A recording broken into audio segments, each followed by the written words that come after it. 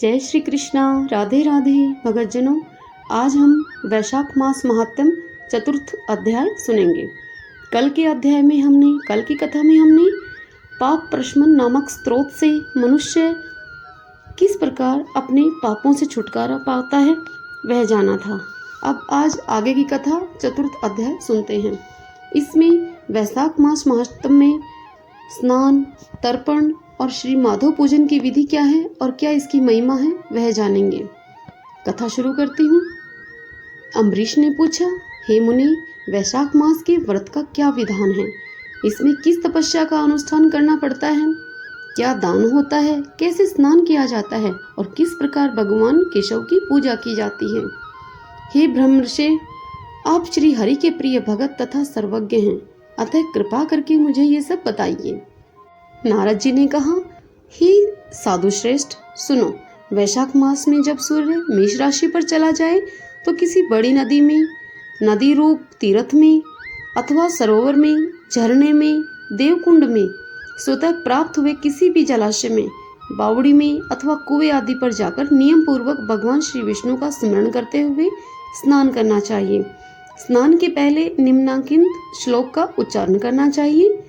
यथाति माधवो मासो वल्लभो मधुसूदन प्रातः स्नानेन मे तस्मिन् फलदः पापहा भव। हे मधुसूदन, माधव मास आपको विशेष प्रिय है, इसलिए इसमें प्रातः स्नान करने से आप शास्त्रों में लिखे गए फल को देने वाले हो और मेरे पापों का नाश कर दें। इस प्रकार कहकर मौन भाव से उस तीर्थ के किनारे अपने दोनों पैरों को धो लें। फिर भगवान नारायण का स्मरण करते हुए विधि पूर्वक स्नान करें। स्नान की विधि इस प्रकार है। विद्वान पुरुष को मूल मंत्र पढ़कर तीर्थ की कल्पना कर लेनी चाहिए। ओम नमो नारायणाय, यह मंत्र ही मूल मंत्र कहा गया है। पहले हाथ में कुश लेकर विधि पूर्वक आचमन करें तथा मन और इंद्रियों को संयम में रखते हुए बाहर भीतर से पवित्र रहें। फिर 4 हाथ का चकोर मंडल बनाकर उसमें निम्नांकित मंत्रों के द्वारा भगवती श्री गंगा जी का आह्वान करें। विष्णुपाद परसुतासी वैष्णवी विष्णु देवता त्राहि नस्तवेन सशस्त स्मादा जन्म मरणान्तिकात् तिस्त्रः कोटिया अर्धकोटि च तीर्थानां वायुरब्रवीत् दिवि भुव्यन्तरिक्षे च तानि ते सन्ति जाह्नवी नन्दिनीति च तेनां देवीषु नलिनीति च दक्षा पृथ्वी वियद्गङ्गा विश्वकाया शिवामृता विद्याधरी महादेवी तथा लोकप्रसादिनी अक्षेमकरी जाह्नवी च शांता शांति प्रदायिनी। हे गंगे, तुम भगवान श्री विष्णु के चरणों से प्रकट हुई हो। श्री विष्णु ही तुम्हारे देवता हैं, इसीलिए तुम्हें वैष्णवी कहते हैं।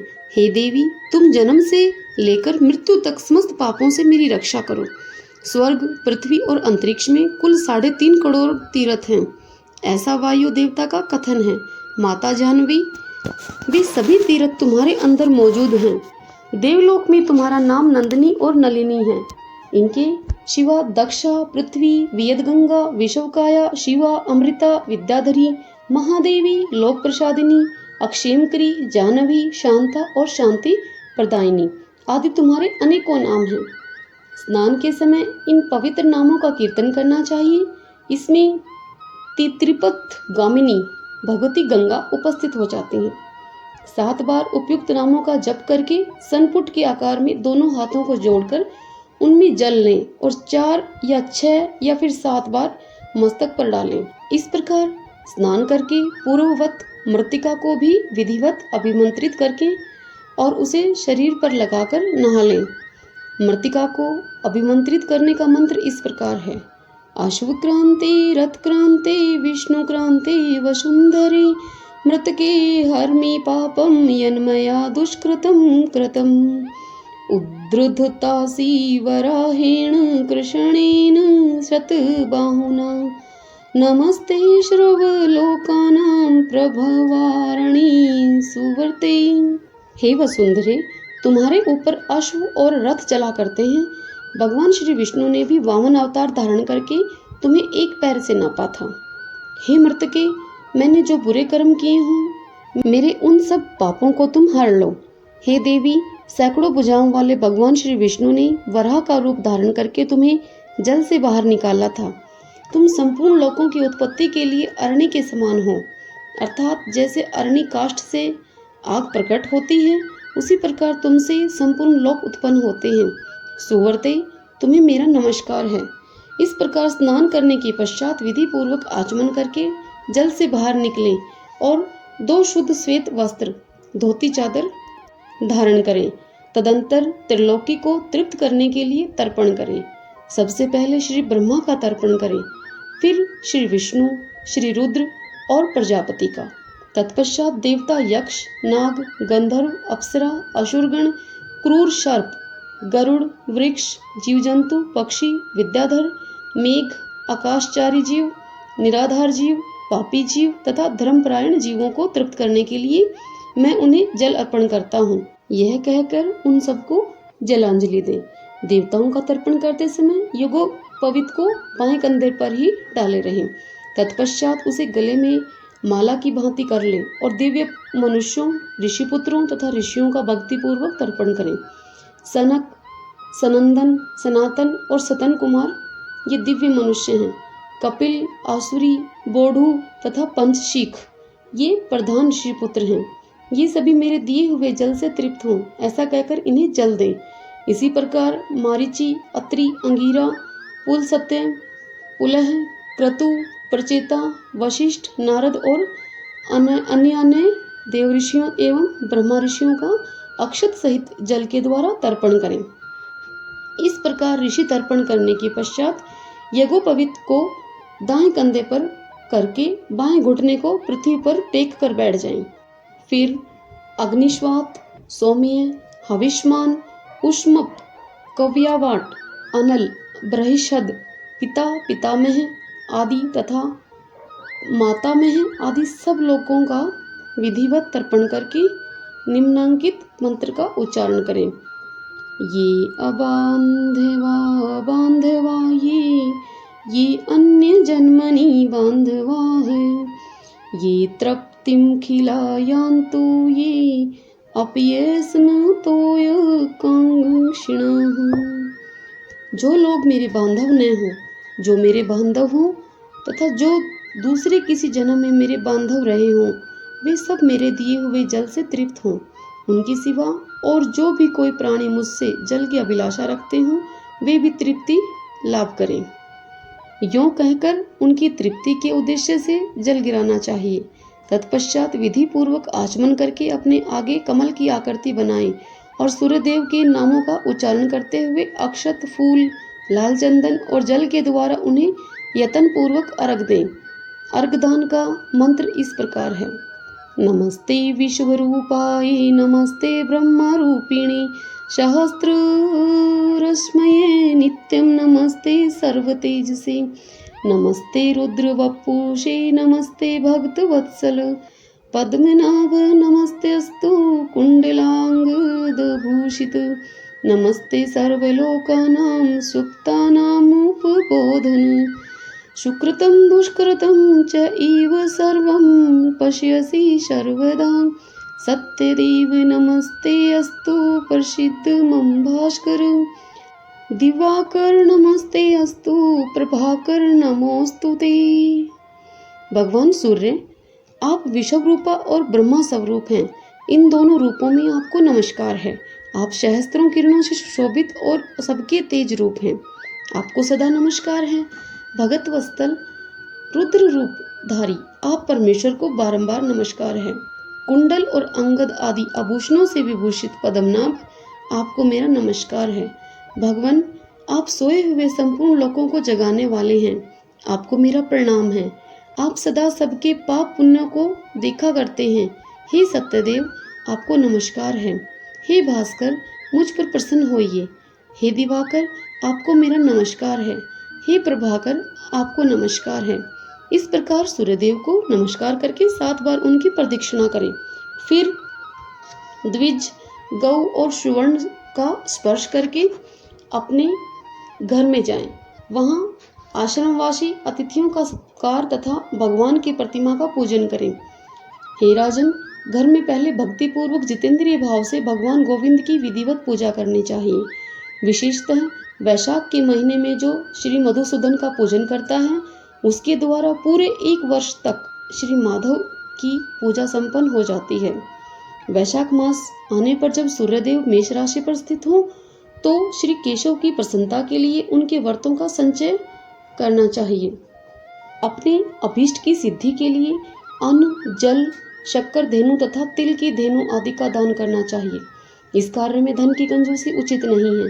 जो समूचे वैशाख भर प्रतिदिन सवेरे स्नान करता, जितेंद्रिय भाव से रहता है, भगवान के नाम को जपता है और हविष्य भोजन करता है, वह सब पापों से मुक्त हो जाता है। जो वैशाख मास में आलस्य त्याग कर एक भुक्त अर्थात 24 घंटे में एक बार भोजन करता है, नक्त व्रत अर्थात केवल रात में एक बार भोजन करता है, अयाचित व्रत अर्थात बिना मांगे मिले हुए अन्न का एक समय भोजन करता है, वह अपनी संपूर्ण अभिष्ट वस्तुओं को प्राप्त कर लेता है।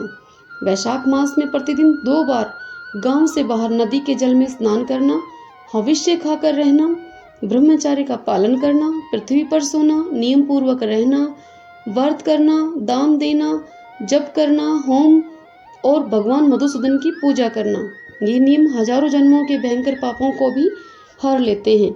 जैसे भगवान माधव ध्यान करने पर सारे पाप नष्ट कर देते हैं, उसी प्रकार नियम पूर्वक किया हुआ माधव मास का स्नान भी समस्त पापों को दूर कर देता है। प्रतिदिन तीर्थ स्थान, तिलों के द्वारा पितरों का तर्पण, धर्मघट आदि का दान और श्री मधुसूदन का पूजन, ये भगवान को संतोष प्रदान करने वाले हैं। श्री वैशाख मास में इनका पालन अवश्य ही करना चाहिए। वैशाख में तिल, जल, सुवर्ण, अन्न, शक्कर, वस्त्र, गऊ, जूता, छाता, कमल या शंख तथा घड़े का दान, इन वस्तुओं का ब्राह्मणों को दान अवश्य करने। तीनों संध्याओं के समय एकाग्रचित हो विमल स्वरूपा साक्षात भगवती लक्ष्मी के साथ परमेश्वर श्री विष्णु का भक्ति पूर्वक पूजन करना चाहिए। सामयिक फूलों और फलों से भक्ति पूर्वक श्री हरि का पूजन करने के पश्चात यथाशक्ति ब्राह्मणों को भी पूजा अवश्य करनी चाहिए। पाखंडियों से वार्तालाप नहीं करना चाहिए। जो फूलों के द्वारा विधि पूर्वक अर्चन करके श्री मधुसूदन की आराधना करता है, वह सब पापों से मुक्त होकर परम धाम को प्राप्त होता है। श्री नारद जी कहते हैं, हे राजेंद्र, सुनो, मैं संक्षेप से माधव के पूजन की विधि बतला रहा हूँ। महाराज सुनिए आप। जिनका कहीं अंत नहीं, जो अनंत और अपार हैं, उन भगवान अनंत की पूजा विधि का अंत नहीं है। श्री विष्णु का पूजन 3 प्रकार का होता है, वैदिक, तांत्रिक तथा मिश्र। तीनों के ही बताए हुए विधान से श्री हरि का पूजन करना चाहिए। वैदिक तथा मिश्र पूजन की विधि ब्राह्मण आदि 3 वर्णों के लिए ही बताई गई है, किंतु तांत्रिक पूजन विष्णु भगत शूद्र के लिए भी विहित है। साधक पुरुष को भी उचित है कि वह शास्त्रोक्त विधि का ज्ञान प्राप्त करके एकाग्रचित हो ब्रह्मचार्य का पालन करते हुए श्री विष्णु का विधिवत पूजन करे। भगवान की प्रतिमा 8 प्रकार की मानी गई है, शिलामयी, धातुमयी, लोहे की बनी हुई, लीपने योग्य मिट्टी की बनी हुई, चित्रमयी, बालू की बनाई हुई, मनोमयी तथा मणिमयी। इन प्रतिमाओं की प्रतिष्ठा स्थापना 2 प्रकार की होती है, एक चल प्रतिष्ठा और दूसरी अचल प्रतिष्ठा।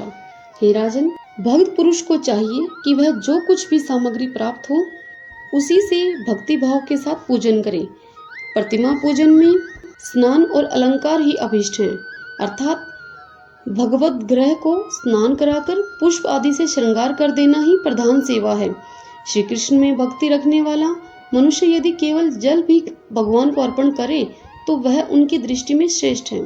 फिर गंध, धूप, पुष्प, दीप और अन्न आदि का नैवेद्य अर्पण करने पर तो कहना ही क्या है। पवित्रता पूर्वक पूजन की सारी सामग्री एकत्रित करके पूर्वाग्र कुशों का आसन बिछाकर उस पर बैठें। पूजन करने वालों का मुख उत्तर दिशा की ओर या प्रतिमा के सामने होना चाहिए। फिर पाद, अर्घ, स्नान तथा अर्हण आदि उपचारों की व्यवस्था करें। उसके बाद कर्णिका और केसर से सुशोभित अष्टदल कमल बनावें और उसके ऊपर श्री हरि के लिए आसन रखें। तदंतर चंदन, उशीर, कपूर, केसर और अर्घजा से सुवासित जल के द्वारा मंत्र पाठ पूर्वक श्री हरि को स्नान कराएं। वैभव हो तो प्रतिदिन इस तरह की व्यवस्था करनी चाहिए। स्वर्ण धर्म नामक अनुवाक, महापुरुष विद्या, सहस्त्र शीर्षा आदि पुरुष सूक्त तथा साम वेदों उक्त निराजना आदि मंत्रों के द्वारा श्री हरि को स्नान कराएं। तत्पश्चात विष्णु भगत पुरुष वस्त्र, यज्ञोपवीत, आभूषण, हार, गंध तथा अनुलेपन के द्वारा प्रेम पूर्वक भगवान का यथोयोग्य श्रृंगार करें। पुजारी को उचित है कि वह श्रद्धा पूर्वक पाद, आचमनीय, गंध, पुष्प, अक्षत तथा धूप आदि उपहार अर्पण करें। उसके बाद गुड़, खीर, घी, पूड़ी, मालपुआ, लड्डू, दूध और दही आदि नाना प्रकार के नैवेद्य निवेदन करें। पर्व के अवसरों पर अंगराग लगाना, दर्पण दिखाना, दंत धावन कराना, अभिषेक करना, अन्न आदि के बने हुए पदार्थ भोग लगाना, कीर्तन करते हुए नृत्य करना और गीत गाना आदि सेवाएं भी करनी चाहिए। संभव हो तो प्रतिदिन ऐसी ही व्यवस्था रखनी चाहिए। पूजन के पश्चात इस प्रकार ध्यान करें, भगवान श्री विष्णु का श्री विग्रह श्याम वर्ण एवं तपाए हुए जाम्बूनद नामक सुवर्ण के समान तेजस्वी है। भगवान के शंख, चक्र, गदा और पद्म से सुशोभित 4 भुजाएं हैं। उनकी आकृति शांत है। उनका वस्त्र कमल के केसर के समान पीले रंग का है। वे मस्तक पर किरीट, दोनों हाथों में कड़े, गले में यज्ञोपवीत तथा अंगुलियों में अंगूठी धारण किए हुए हैं। उनके वक्ष स्थल में श्री वत्स का चिन्ह है। कौस्तुभ मणि उनकी शोभा बढ़ाता है तथा वे वनमाला धारण किए हुए हैं। इस प्रकार ध्यान करते हुए पूजन समाप्त करके घी में डुबोई हुई समिधाओं तथा हविष्य के द्वारा अग्नि में होम करें। आजय भाग तथा आघार नामक आहुतियां देने के पश्चात घृत पूर्ण हविष्य का होम करें। तदंतर पुनः भगवान का पूजन करके उन्हें प्रणाम करें और पार्षदों को नैवेद्य अर्पण करें। उसके बाद मुख शुद्धि के लिए सुगंधित द्रव्यों से युक्त तांबूल निवेदन करना चाहिए। फिर छोटे बड़े पौराणिक तथा अवार्चिन स्तोत्रों के द्वारा भगवान की स्तुति करके भगवान प्रसीद अर्थात भगवान प्रसन्न होइए ऐसे कहकर प्रतिदिन दंडवत प्रणाम करें। अपना मस्तक भगवान के चरणों में रखकर दोनों भुजाओं को फैलाकर परस्पर मिला दें और इस प्रकार कहें कि हे परमेश्वर, मैं मृत्यु रूपी ग्रह और समुद्र से भयभीत होकर आपकी शरण में आया हूँ, आप मेरी रक्षा कीजिए।